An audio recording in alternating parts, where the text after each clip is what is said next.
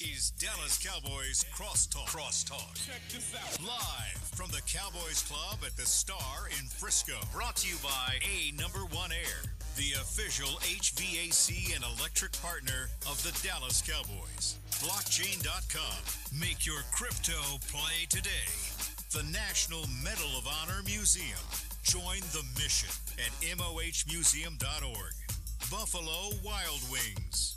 And by SWBC Mortgage. Customized solutions to help you meet your personal and business goals. Visit swbc.com. Now, your hosts, Nate Newton and Kevin Gray. Welcome to week number 5 of the National Football League. It is Cowboys Crosstalk presented by SWBC, live from the Cowboys Club at the Star in Frisco. Kevin Gray of 105 through the Fan, joined as always by my partner, 6-time Pro Bowler, 3-time Super Bowl champion, member of the Black College Football Hall of Fame, my main man, Nate Newton. Nate, what's going on? Baby, the preseason is officially over. We're going to start bumping and bumping, baby. It's time for some excited. real football. Real football. Yes. We're excited to talk about that real football tonight as the Cowboys get ready to take on the San Francisco 49ers. Joining us this week from DallasCowboys.com, host extraordinaire, proud North Texas, Mean Green, Kyle Yeoman's joining us this week on Cowboys Crosstalk. Yes, Kyle, what's going on? What's up, guys? Y'all doing all right? Doing well, man. Appreciate you hanging out I with have us. to deal with him all week. Every day. And then I get up here, and this is where he shows the energy. So I don't know if I'm offended or excited because I feel like he never shows this level of energy whenever we're having to do stuff around the studio. But he brings it whenever he's at the Cowboys Club. Yeah. Wait till tomorrow morning. Preseason over. He's ready. He's ready. Yes. I love it. I love it whenever. Would have been in the locker room. Yeah, that's right. Back in the day. Was it even close to this? Oh, my God. Was this even close to that? Oh, yes. And when they brought that lunch out, it got Wow. George with the shade already. You calling me my honky days. Joining us this week, our Cowboys legend. He was the former number 29 overall pick in the 1993 NFL Draft. He's proud Alabama Crimson Tide, former 1993 member of the NFL's All-Rookie Team, 9-year NFL veteran, 5 years with the Dallas Cowboys. Wow. George Teague joining us this week here on Teague, Cowboys what's up? Can I Crosstalk. get What's my going roll on? tide in now? I'm going to go ahead and get my roll tide out of the way right now. Go ahead and get it in. Yeah, go roll ahead. Tide, baby. Roll Tide. They're going to be taking on Texas A&M this weekend. That's right. Yeah, taking on the Aggies this weekend. So Defender making the trip? Star, man. He's the defender of the Star. Man, we'll definitely get into that because that's one of my favorite moments watching the Dallas Cowboys growing up is what George T. did to Terrell Owens on that fateful Sunday afternoon. We'll talk about that a little bit later on. But we got to talk about this version of Cowboys 49ers, which takes place on Sunday Night Football in Santa Clara, California. The 4-0 San Francisco 49ers host the 3-1 Dallas Cowboys, Kyle, after a historic beatdown at the hands of the Cowboys against the New England Patriots, 38-3. Let's start there before we get to San Francisco. What was your biggest takeaway of what happened on Sunday afternoon between the Cowboys and Patriots? Well, Nate will enjoy this. It was the way that Dallas controlled the line of scrimmage, the way that they won the battle in the trenches. Because in the loss against Arizona, that was the number one problem, was the offensive line. Sure, you were missing 3 Pro Bowlers. You were missing 3 starters up front. It's going to look a little bit different. But then you turned around, you got 2 of those guys back. Zach Martin back in the fold. Tyler Biadasz back in the fold. So the fact that they were able to play significantly better against a better front 7 from New England in just 1 week's time, I think that was very encouraging for me to see the way they won it, not only on the offensive side of things, but on the defensive line as well. They controlled the line of scrimmage in both factors of the game, and it led to a dominating win. Got back to what they did defensively, forcing some turnovers, bringing that pressure on Mac Jones, and it's something that we're going to have to see on Sunday. Nate, what did the All-22 show you when you broke down the tape and what you saw from Cowboys Patriots? Well, since Nate said that so eloquently, hey, you know what? The same thing he talked about, and you're talking about what did they show. The same thing: dominance of the offense and defensive lines. We control the ball 35 minutes. We rush for oogles of yards. Tony Pollard is he still leading the league in touches? I mean, because Tony Pollard did a great job with minimal touches this past week. I like how Dak passed the ball around. We keep forgetting Dak is right around 79, 80% in completion ratage, and that's what I love about this team is Coach McCarthy is taking his time And I think this week here, if it becomes a shootout, I think we'll be ready offensively. So I think Coach McCarthy's been doing everything in his power to stay out of the way of the defense to keep them fresh. George, what did you see defensively from the Cowboys that you love the most as they beat down the Patriots this past Sunday? Well, I have to reiterate what they're saying essentially is that it was the bounce back. That's what I really took back there. You didn't play a very good game the next one, and then you made the necessary adjustments, cut back, add more, do whatever to get back to the standard, to the basics, to be able to play an excellent football game. Because I was really worried about what happens when you have that type of loss the week before, and then how do you perform? And it was fun to watch. It was exciting. It was everything that we need to have as fans, as commentators, analysts, everything. So I was very proud of the coaching staff. Dan Quinn figuring out how do we stop this run. They gassed us before. Yep. And I was worried about it, man. Zeke coming back in town. That's right. And Stevenson coming in.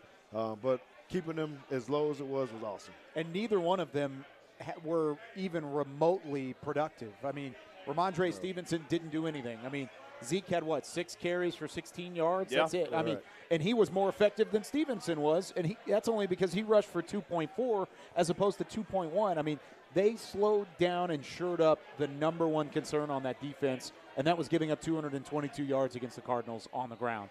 If you can continue to do that, it's going to get tougher. I mean, Christian McCaffrey's on the way. You're going to give the ball to Deebo Samuel this week, too, on the ground.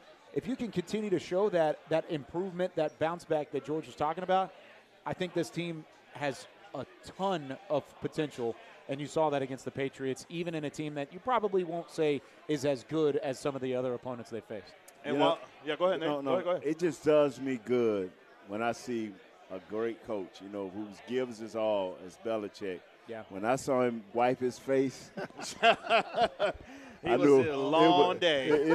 I cannot believe this. Yeah. He believes in great practices, brings on great performances, hard work. He's never seen his team in this predicament. Out of all the years, the Cleveland Brown teams, he's never seen his team get beat like this. And to play offensively the way this quarterback played, a Crimson Tide, Roll Tide type guy. I see what you're doing there. I see what you're doing over there. George, I like how you work, Nate. I like how you work. That's George good. is over here in the corner, and he's like, You see how he kept it real subtle until he was ready to go ahead and throw that on in there real quick. George was talking about, what's wrong with the Patriots? Well, it definitely wasn't their quarterback. It was only the run See how he game. quietly omitted Mac Jones. That Ohio State running back was not nearly as effective. That's right. That's right. I can admit Mac Jones did not play very well. That was great because, I was just thinking he was going to be trying to dink and dunk, hit the intermediate passes that he's good at, the short stuff, but he couldn't even really get in there. I mean, he's throwing the ball right to people, so it's just I'm just happy that we performed the way that we did. And we came out healthy. We came out relatively Came out healthy. Yes. And one of the things, I love the fact that we have George on the show this week because you know a little something about picking off the football. And Deron Bland, 2 interceptions on Sunday, now 8 career interceptions in 21 games, had the 54-yard pick six on Sunday. What have you loved about what he's been able to do to step in for Trayvon Diggs, who, of course, talented interceptor of the football himself? What did you love about what Deron Bland did on Sunday? Well, this dude is amazing with ball skills. That's great for a defensive back, right? Mm-hmm. When you got people that can actually catch the ball, that's one thing. But when you watch his technique and how he uses his body and understands when he can go underneath, when he can go in front, those are the things that coaches talk about the most of when do you take your chance? When is it calculated that you can get your hands on the football? And he always seems to be around the football. You can't put a value on that, getting drafted late and all these kind of things, but just to go in, and I love his ball skills, man. Yeah. It felt like, Kyle, in a lot of ways that these Cowboys defensive backs were really sitting on routes, understanding what was coming. Did that kind of jump out to you as you were kind of evaluating what you saw from that defense on Sunday? Yeah, it's very cerebral, the way that they've attacked this. And I think part of it relies on the confidence that they have in the front seven to get pressure. I mean, Micah Parsons didn't have a sack. He had 10 pressures. As a defensive back, you know that there's going to be a moment in time when the quarterback's going to make a mistake. He's going to throw the ball in the wrong spot. He's going to throw the ball to the wrong receiver, the wrong read, and you're going to get to take advantage of it. Deron Bland, to me, what he does so well is he's a goldfish. I've been watching Ted Lasso, like the show on Apple TV or whatever. Very positive show. There's a line in it where Coach Lasso says, "Be a goldfish, forget everything and turn it around and keep your eyes looking forward." And Deron Bland has brought that to the table from a cornerback spot. He wasn't very good in Arizona. You go back and watch the film, he had his lapses. He was in the wrong spot on certain times. He was in the wrong coverage at certain times. And Arizona attacked Deron Bland on the outside. He turned around and had the best game of his career in response to that. And I mean, today I got to talk to him a little bit, and I asked him, I said, how important is it to put the lows behind you and to not get too low, put that all behind you, and then move on? And then the same thing whenever things are too high, like this week where you're coming off of a performance like that. How do you avoid the talk on the outside there? And he said, you got to keep going in neutral, keep on rolling in neutral. I really like his mindset, the cerebral side of the game, the film study that he's been watching, and what he's picked up from guys like Trayvon Diggs, who's no longer on the field, but could certainly still provide a bit, a little roll tide. Still can provide a little bit of that knowledge to some of these guys that are on the younger parts of their career as well. That's because he's coachable, and you have great coaches around him. You got to talk about Al Harris, no doubt, and Joe Witt, and all of Dan Quinn. Just putting him in the right position and being able to calm his nerves. I can remember the first time that I had to start. I mean, I know he started a year before. Yeah. But when you get thrown into a mix like this, the emotions and the nervousness make you maybe play a little bit out of characteristic like he did against Arizona. Against Arizona. So now he backed into it a little bit, and he had a little bit more confidence this week. I wouldn't have said this before the game. I wouldn't have dared said this right here. But you go into Walmart, and they have like a pharmacy. Mm-hmm. And that's what this team turned out to be for the Dallas Cowboys. They had the medicine that the Cowboys They were just what the needed. doctor ordered from the Cowboys. I wouldn't have said that before the game, I promise you. He wanted to make sure that they got the win before. I feel that. They had the cure. They had the cure for this kid. And now this kid can go and play two better receivers this week coming up that is quite, and the quarterback understands what's going on a little bit better. Before we take our first break now, I want to throw it to you real quick because the efficiency of the offense was something that was on display as well. What did Dak Prescott and this offense look like for you based off what you evaluated and how they performed against New England? I hate to say this, and you guys probably can speak a little bit better on this right here. I'm looking for efficiency. Mm-hmm. And as long as they give me that every week, I know the big play will come. Yeah. And that's what they were efficient once again. They did what they had to do to cater to the defense. And this is what we're not used to in Dallas, catering to a defense. Even when we had the great defense when I played, we didn't cater to them. Everything was catered to us. Yeah. So now I know the fans are a little upset. We need to go deeper. We need to do this, and the red zone is still something that's got to be answered. But they're doing a great job to me. Are you saying fans got to recalibrate just a little bit based off of what the makeup of this team is, knowing that you can play that complementary football with the offense and how good this defense is to ensure you keep them in good position? I say this every week, and now I really mean it. If the Cowboys can get away with a 1-point victory and the fans are moaning and groaning, I'll be out there cussing in the streets. And Nate doesn't do that. That's right. Nate doesn't let it fly. We need a win. Yes. Against what we think as fans as a quality opponent. Yeah. I don't think that the 49ers has played some great teams. Pittsburgh, who are they right now? Last week they flew through the Cardinals. The Giants, they're falling off a ledge. So now this is a challenge, not a test. If we go in there to test ourselves, we already have doubt. When you're the Bamas or you're the big schools that are rock and roll, you don't look at it like, hey man, we're gonna go play Auburn. What you think? Right. Oh, this is a test. We're gonna measure ourselves. This is a time for you to to drop them and go get them, bro. Yeah. We're going to find that out on Sunday night when the Cowboys take on the San Francisco 49ers. We are Cowboys Crosstalk presented by SWBC. Kevin Graham, 105 yes, to the sir. fan. Nate Newton, Kyle yes, Yomas, sir, our Cowboys baby. legend. George Teague joining us live at the Star in Frisco. Don't forget, at SWBC, customized solutions for individuals and businesses are just a click away. Visit SWBC.com to learn more and start your next adventure. Coming up next, we start to dive into that matchup between the Cowboys and the San Francisco 49ers, a team that's knocked out the Cowboys the last 2 times in the playoffs. What do they have against Christian McCaffrey in this offense? We talk about it next on the Dallas Cowboys Radio Network.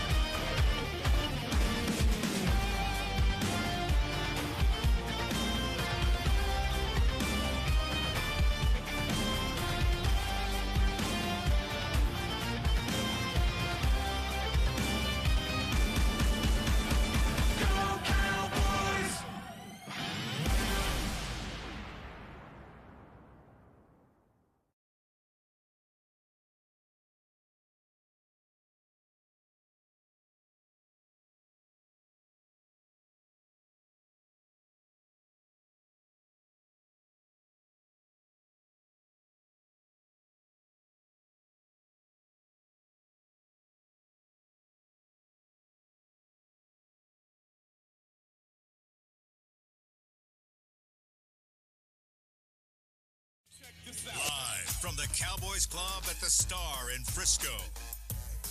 Back on Cowboys Crosstalk, presented by SWBC. Kevin Gray of 105 through the fan, joined by my partner Nate Newton. Yes, sir. Kyle Yomas of DallasCowboys.com. And our Yes, Cowboys sir. legend this week, George Teague, joining us live at the Cowboys Teague, Club. Teague, what's in the house, up? baby? In the house. Don't forget SWBC Mortgage. Join the more than 120,000 customers that we've helped to find their happier way home. Visit SWBCmortgage.com to find a pro today. A lot of all pros coming up in this game between the San Francisco 49ers and the Dallas Cowboys. Stars galore in Santa Clara on Sunday Night Football on NBC, where, George, I'll start with you because you know a little something about playing the San Francisco 49ers when the lights are the brightest, when these two teams get together.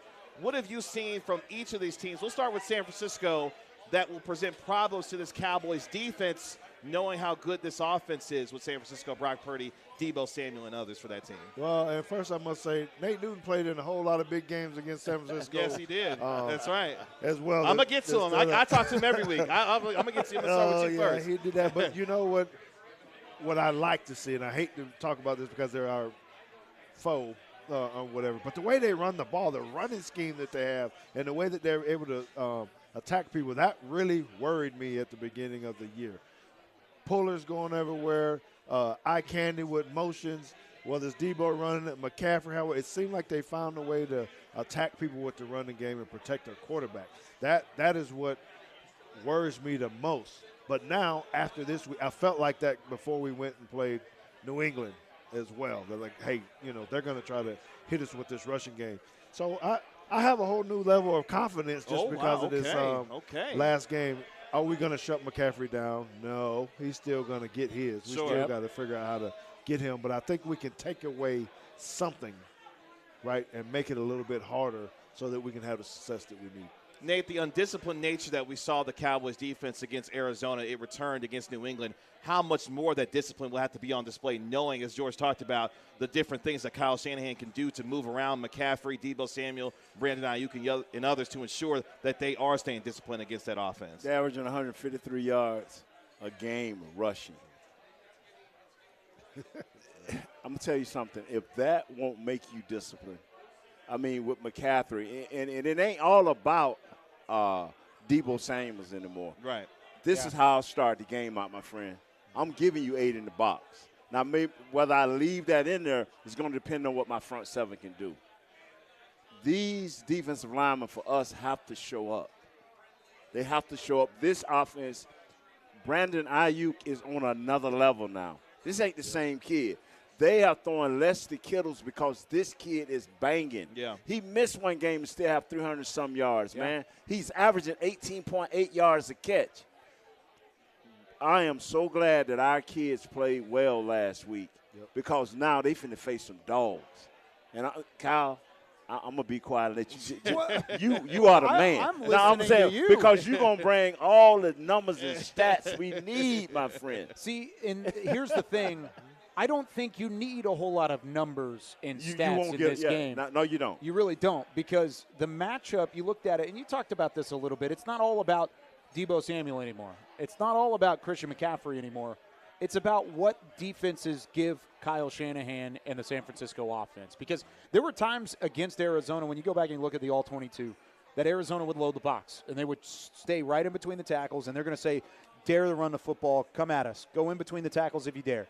Well, guess what? That let the DBs on the outside, the cornerbacks, they'd play off the line of scrimmage, give a little bit of extra padding for guys like Ayuk, guys like Deebo Samuel, and then you've got these short, shallow crossers that are open every time for a guy like Brock Purdy to hit consistently and efficiently. That's what San Francisco is predicated on. It's the efficiency on offense. Nate talked about Dallas and the way that they did it against the Patriots this past week.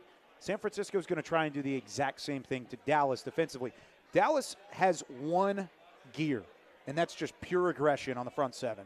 And that's a good thing sometimes. Micah Parsons, Dorrance Armstrong, DeMarcus Lawrence, the interior guys with Jonathan Hankins. And hopefully Mozzie Smith can have a replication of what he did in week 4 as well. But it's one speed, pure aggression. Be on the lookout for Kyle Shanahan to try and use that aggression against them by using that misdirection, the reads, the RPOs, those different eye candy things that are going to bring the defense inward, and then you're going to attack outward because they're going to do the complete opposite of what you're going to try and take away. Well, so we got to talk about Jaron Curse, Gotta be. Donovan Wilson, how they fit, because they use them in ways to help with the run game. They got to put them on number 2, a receiver, Ayuk, a Kittle, or something of that nature, but also have to be able to fit in the box, which is hard to do. Sure. You know, asking Jaron to cover man-to-man, but also have a big B-gap too, fit. Or Donovan Wilson, who drops down on the inside a lot, and he's, you know, playing off a number 3 receiver most of the time and having to fit into an A-gap, right? So I think those are the very key points that we got to be sound on to make this happen because, as you guys have so eloquently said, they got a lot of weapons. Yeah. So we're going to be looking at those guys to see how they match up against a Kittle or someone else that's lined up in there where they're trying to hit these underneath things. And that's where I think the X factor lies. I think if you're looking at one specific matchup that could actually work in Dallas's favor in this game, because there's going to be a lot of washes across the board. I mean, you talk about the outside with Bland and Ayuk or whoever Stephon Gilmore covers, whether that's Debo or whoever it ends up being, because they'll mix and match as well. But the X factor is going to be Jaron Curse, Donovan Wilson playing downhill, and the way that Dan Quinn utilizes those guys and puts them into certain situations, because just like Dallas has not faced an offense with this many weapons, San Francisco sure hasn't seen a defense with this many pieces to counteract that with. So there's going to be a fun chess match between coordinators on both sides of the ball, and I think you're exactly right, George. I think it starts with the safety. It's almost like you played defensive back or something. He knows a little back something about playing defensive back. It's almost like you've done that before. I'm Just a a little little bit. biased about it, but you know what other than I need to point out, because watching the All-22, it was great to see Van Der Esch getting down, taking gaps, running through there, Him and making Damone some Clark, sinking both of them, plays. yes. Both of them. Yes. And that, I mean, I know they've been doing it. It just looked different, like there's a better comfort level where they know how I can take it because I got the support behind me as well. The better, the one technique over the center and the 3 technique over the guard plays, the linebackers play better. Talking about Hankins and Mozzie Smith a little bit Thank you. there. Thank you. Now, let me share something with you, man. Oh. Christian McCaffrey, 80 carries, 459 yards, 6 TDs, 5.7 average, 18 receptions. 18 receptions, 1 TD. I marked that down, the yards wrong. The yards are a little bit more than I wrote down. I think 141. No, they're right. This kid is so dynamic. Sometimes you have to have a setup man, and I'm talking about defensively. Jonathan Hankins cannot be moved this week. And when Osa decides that he's going to take a side and hit the hit, because here's our penetrator. Yep. When he's got to be calculating in how he do this. Because if you go back and watch McCaffrey, he can make you miss, and he can freeze you and run right through the middle of you. This kid is 5'11", 205, but he's built like Emmett with much more speed and probably better hands coming out of the backfield. Mm-hmm. This kid, trust me, don't stop him, you're going to hurt. Can I If ask you don't something? stop him, you're going to hurt. Just because I'm really curious, can I ask you something like, how hard is it to really try to knock off pullers in the National Football League? Like what? You know, as they're getting ready to go and trying to get the penetration, as you're saying, Osa or something, how hard is that for a defensive lineman to actually disrupt and slow the play down? You're talking more so from a momentum standpoint, too, because those guards and those centers, when they're pulling, they've got a full head of steam, right? Yes. The thing that when you have to have a precise direction where you're going, because what if I'm pulling, I'm the backside guard, I see you, I take you. Now it's up now you've done your job as a defensive tackle because you're in the backfield and you're hitting me in the backfield. But you still have to kind of reach out and try to make that back stop and sturdy. What you do with your hands after that? Because if that guy can break back door and everybody that's going to wash down like we saw against the Cardinals, when you pull, they was so far deep in there, so you left a natural lane. Yeah. That's what you fear. When this guy takes his gap, is he going to a gap, or is he going to say, I'm just going to make a play? Yeah. Because if you ain't going to a certain gap, because somebody's scraping around, and if you make that thing too wide, all you need is that much space for a running back. That little bit of daylight, he'll definitely exploit it. Let's take it Yes. to the offensive side of things real quick before we go to break, because I'm so fascinated by this matchup of this Cowboys offense with Mike McCarthy taking on a terrific San Francisco defense led by an all-pro linebacker and Fred Warner. Nate, what does this offense for the Cowboys have to do against one of the best defenses all in the National Football League? Run them. Run it. Run at them. You got to stabilize them. They only use 4 down linemen in the pass and versus the run. Fred Warner and the other kid, number 57, they can run, man, and they come downhill with a Banji-like style, man. They coming to hurt something. Yeah. So I mean, even if you go misdirection, they ain't going for that. They reading everything. When they decide to come downhill, along with that great safety they have, I can't even pronounce the kid name, Baby Palomalo. It's ugly. Different guy. That's right. I'm telling you, they stay home when need to be. They are very, very disciplined. Their front 7 is special. But Fred Warner, he is the leader of this right here, man. Yeah. He will hurt you. It's going to be a fun matchup to see these two teams with the chess piece that they have. You talked about the versatility of both offense and defense and what their talent looks like. All that's going to be on full display when the Cowboys take on the San Francisco 49ers on Sunday Night Football. It's Cowboys Crosstalk presented by SWBC. Kevin Gray of 105 through the Fan. Nate Newton, Yes. Kyle Yeomas, George Teague joining us live at the Cowboys Club at the Star in Frisco. Coming up next, let's get into some X factors. How did the Cowboys present challenges to this defense? Vice versa, how did the offense do against this Cowboys defense? We'll talk about it next on the Dallas Cowboys Radio Network.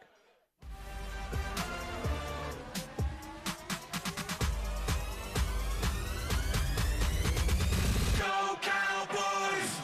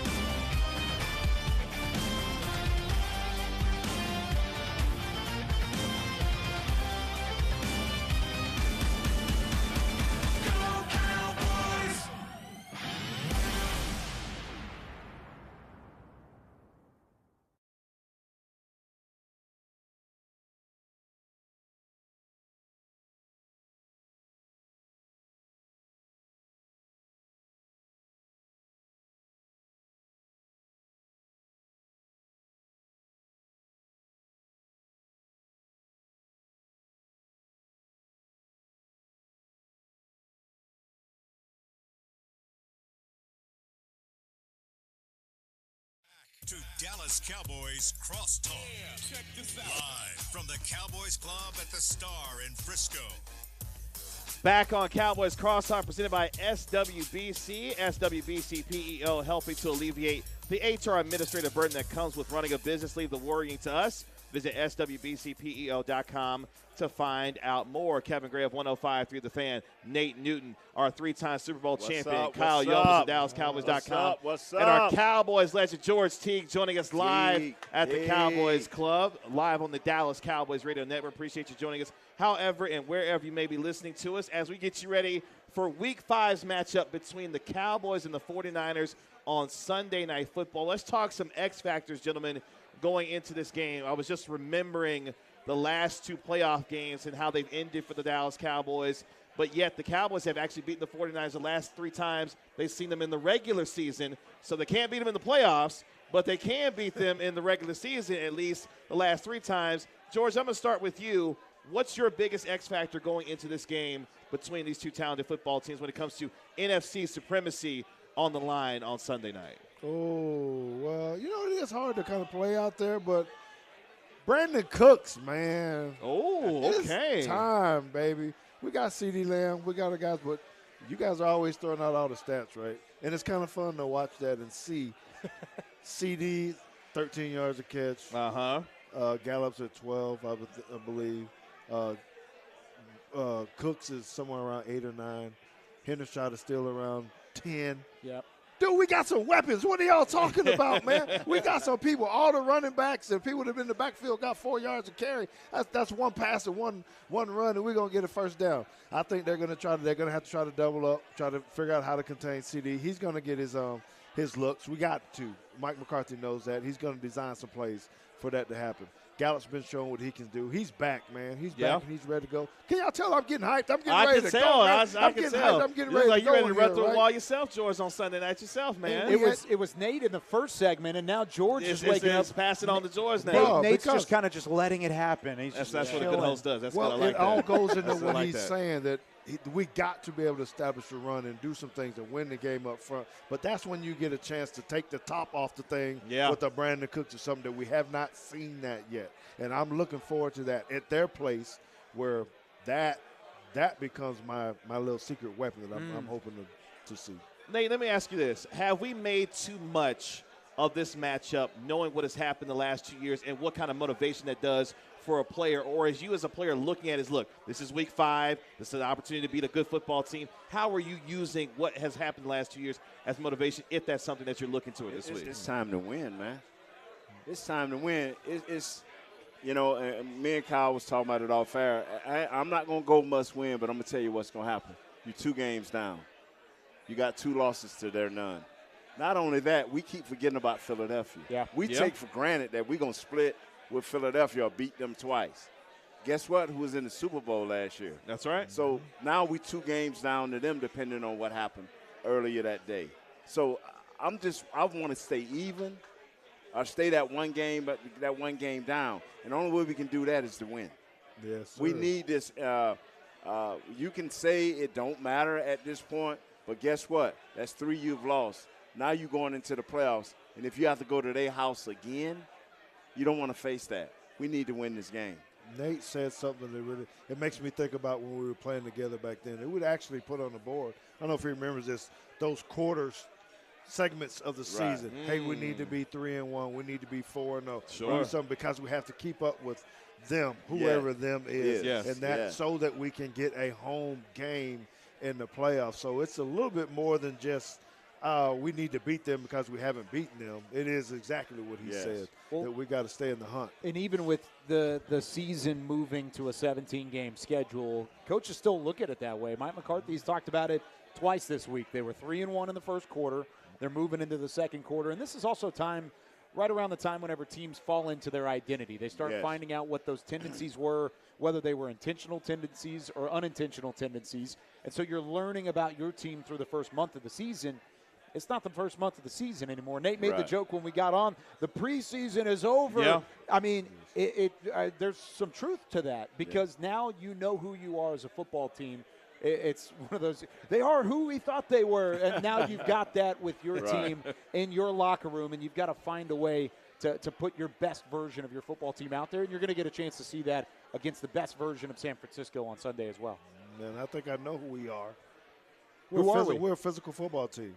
I think Mike McCarthy's done a good job of establishing a run game that you can talk more on this, but just me looking at it, it just seems like the design and the more counters and powers and things reminds me of back in the day where we were getting downhill. And I think he was been very intentional about that. So the red zone hadn't been where it needs to be and all that kind of stuff, because I think he is being patient, Mike McCarthy, in trying to establish who they are. Yeah. Physical on offense, on defense, on special teams.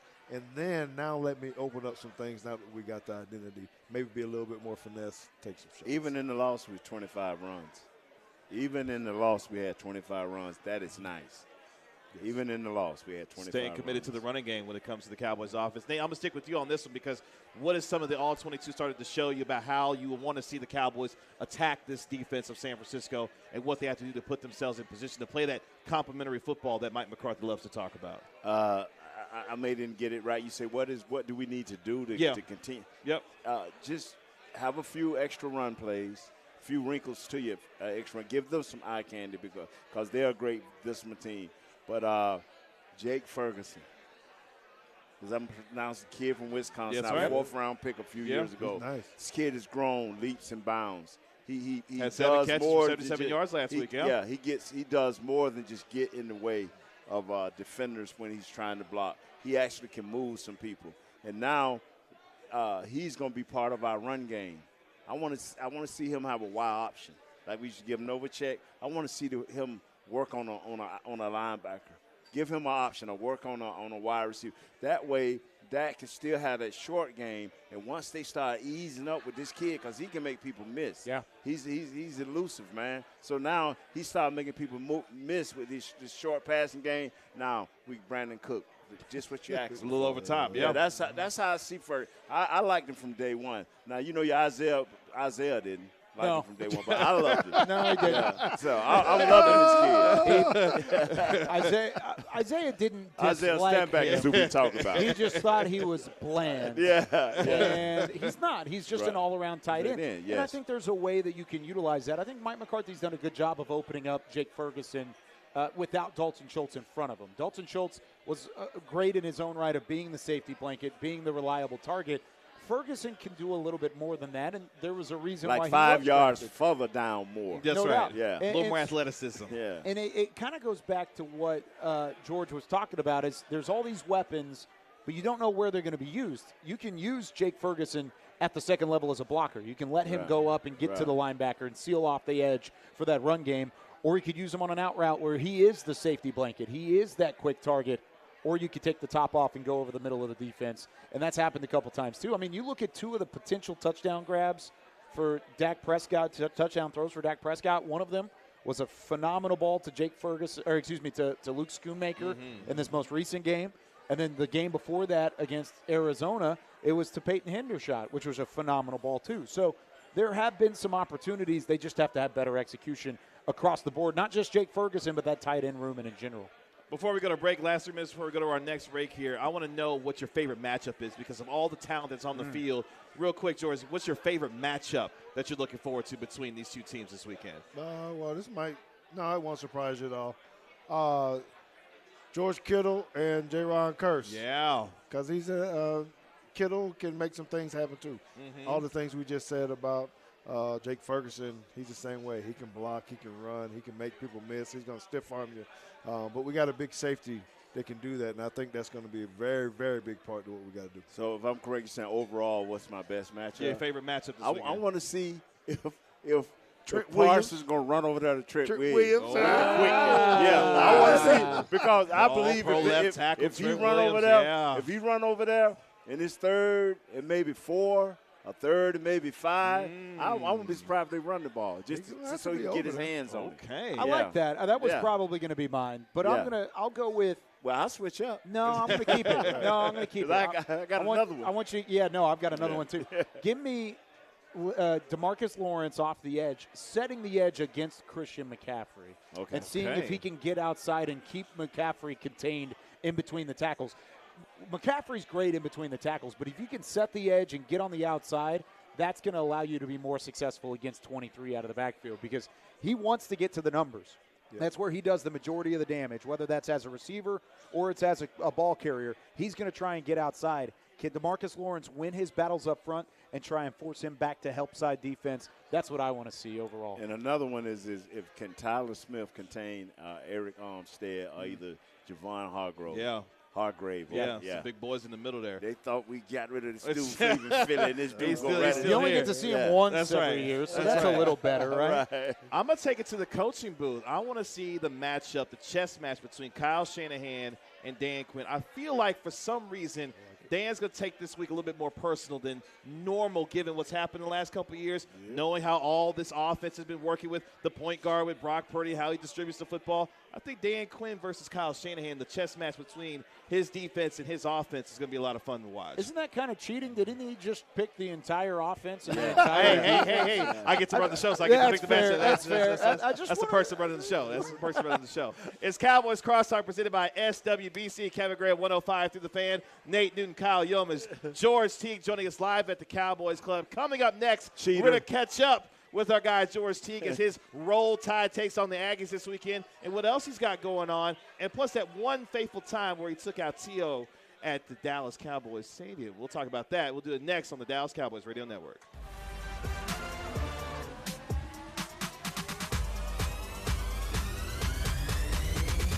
Go Cowboys!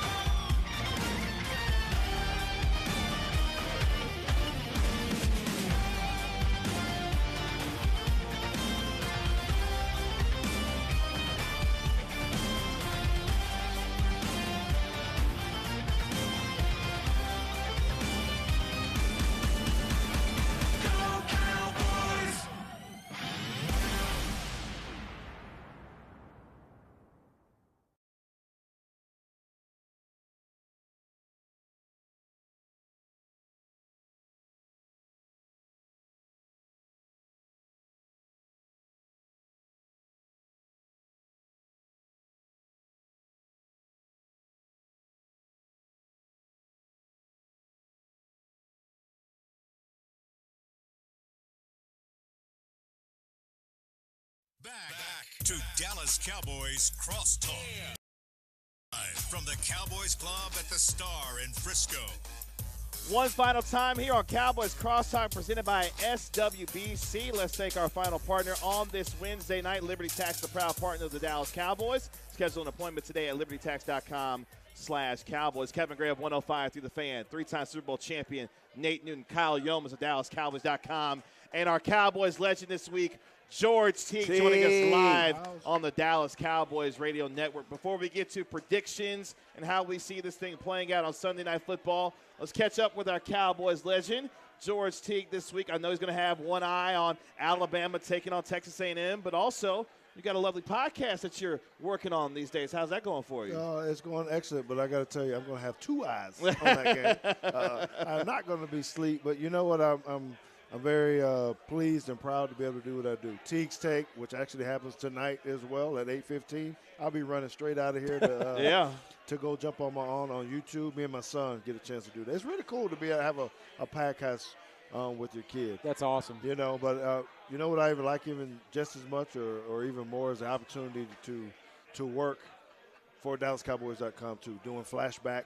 Yeah. Cowboys flashback on Monday nights, doing the things on CBS with Game Day that comes on at 10:30 in the morning. So, yeah, I'm trying to get like Nate, man. You know, I'm trying to get like Nate. Trying to become a media mogul out here these days. He's getting closer, by the way, because I used to see George just once every blue moon around here, and now it's every week. Now it's turning into multiple days a week. Yeah. I mean, it's happening.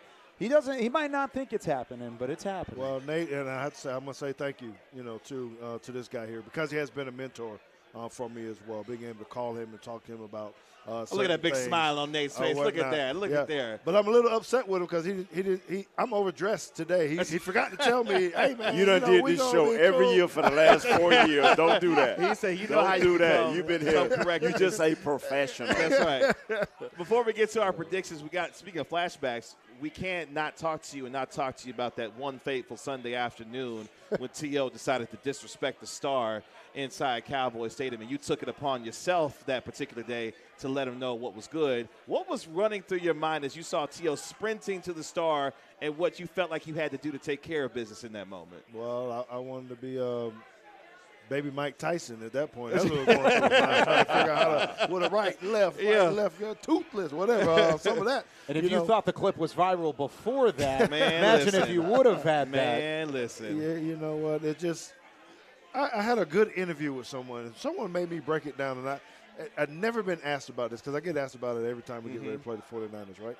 And Nate, I know you never ever talked any trash during the game, up in the trenches or whatnot. Y'all don't talk up front, right? Y'all only point to the Mike linebacker and all this kind of stuff. Right? But, you know, I want people to understand the difference of being intense in a play and understanding that, hey, there's going to be banter in the game. Sure. Going to that. But it's when things that happen in between the plays or off the field or something when people disrespect you or your team in other ways. And I think that's what really happened with Terrell Owens that day. It was more than just, oh, man, we were losing and it was hot and all that kind of stuff. He literally went out to the star and said, man, look at me. Twice. Yeah. You know? Yeah. And if he didn't know it was a problem after Emmett went out there and said, no, this is not cool, and then he had the gall to go do it again, he should have expected something was going to happen. Is going to be out there and happen. So I just think we work hard for that, man. Sure. Yeah. We work hard. I was very thankful that Jerry Jones even put me on a team. I had to earn that star. I had been traded. I had been cut. I had to come in. These guys made me part of the team in different ways to be able to say, dude, you're with the Cowboys now. This means something. This star means something. So when he went and stood on my star, man, that was personal. You know? Yeah. It was very personal to me. Real quick, Nate, just reminisce real quick from me. This rivalry I know is very personal for you and all the battles that you had in the early and mid-'90s with San Francisco. What does this rivalry mean to you when you get to see these two teams and this version of these teams get together now? It's everything. From Everson Walls, having that happen to him with the tight end, great tight end of the past. Yep. Even though it wasn't his man, he was trying to cover and he got burnt for it. And then for us to be a year ahead of schedule, and the great Chris Berman said, it's no way the Cowboys can win. And then Alvin Harper hit them down the middle like that. If we won that game, and we dominated them until William Floyd showed up and bar none and made his team tough, got hard all of a sudden. It's always been big for me. I've been a Cowboy fan all my life. Yeah. So this means a whole lot to me, not only as an ex-player, but as a true fan of the Dallas Cowboys. We need to win this game. Well, these two teams will be on full display, Kyle, this weekend. Give me your prediction. How did the Cowboys find a way to get this About done 1 point. in San Francisco against the 49ers? You know, I think this it feels like a different week. It really does. It feels like a week where there's a lot to prove for the team that's in this building right now. The expectations are there. They have been there from the very jump and from when training camp started. the expectations were set out in front. Either make it to a championship game, make it to a Super Bowl, win the Super Bowl. That's what this team expects to do. You can't do that in Week 5, no doubt. Win or lose, you can't do that, but you sure can get a good look at what your team looks like. This team's ready for that. I actually feel really good about this Cowboys team going into San Francisco, knocking off the 49ers, and showing just what Nate said, that there ain't no love lost between these two. There's always going to be a little bit of that animosity between the two franchises, between the two programs, and I think you're going to see that this week. Give me the Cowboys in a sloppy but also very defensive-heavy game, 23-21 and a tight one. So not by 1 point, but by 2 points. Give me the Cowboys on the road. You got us winning. George, what you got for us this week? Yeah, it's close, right? I had 22-20. Ooh, Cowboys wow. win. Okay. But I think it's going to be in a great fashion because I have Mike McCarthy on his play sheet. He got a whole nother section just for them. Yeah. It's right there, and he's going to save that. We're going to be down at the towards the end of the game. Dak Prescott is going to do what we need to do, and we're going to be like, baby, we back, baby. It's on. It's time to go. Real quick thing, how big is this game for Dak? Knowing big. what's happened the last couple of years, Dak Prescott going to be on full display on Sunday night. I hope we just get hit early. Not hurt, but hit early. Wake him up a little so bit. he can relax. Yeah. And just play. Let Just him play. run down on kickoff then. Huh? No. See, you're doing a lot to us now. Can't do that now. Can't do that. Oh, man. You know, What a visual image that would be. yeah. Nope. You know, Don't like it. Don't like it. No. what he did, what he did during the Cardinals, he double pumped. Yes. I hate a double pump in Dak. What he did against the New England team, he didn't have no double pumps, maybe a half. But he believed what he saw in the offense. Now, you playing a team that'll give you some man coverage, some cover 3, because they rushing 4. Yep. And they're going to play some man. So now believe what you see. Believe what you see, my friend. Yeah.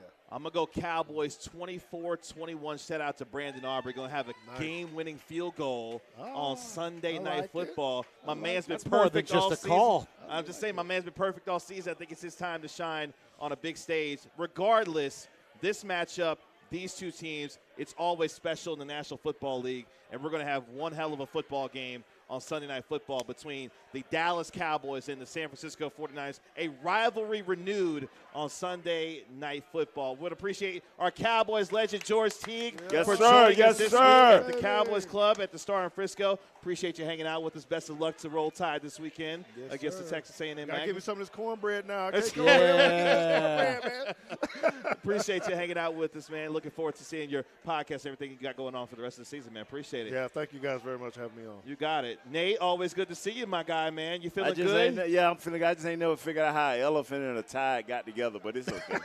We'll let you figure that out over dinner. We'll let you figure that out a little bit later Yeah. I'll tell you all about it. on. Just, I got a story for you. I got a story to tell you. Don't even worry about it. Nate, good to see you, man. Good to Hope see you enjoy you this too, weekend, man. I'm loving this. I'm Yeah. loving this. Kyle, appreciate you hanging out with us, man. Kyle, of yes, course. sir. Big weekend for DallasCowboys.com with San Francisco and the Cowboys. Big time weekend. We've got pregame live with Nate, Barry Church, Isaiah Stanback coming up at 6 p.m. Central Time. We'll lead you all the way up to kickoff, and then we've got postgame coverage with Nate as well on Cowboys game night. So, yeah, plenty of coverage across the way. Looking forward to hopefully after a win on Yeah. Sunday Night Love Football. Again, appreciate George Teague for joining us this week. For George Teague, Nate Newton, Cal Yomas of DallasCowboys.com. My name is Kevin Gray. This has been the Cowboys Crosstalk Live on the Dallas Cowboys Radio Network. Cowboys 49ers on Sunday Night Football in Santa Clara. Go Cowboys. We'll talk to you next week. This has been a production of DallasCowboys.com and the Dallas Cowboys Football Club. How about this, Cowboys?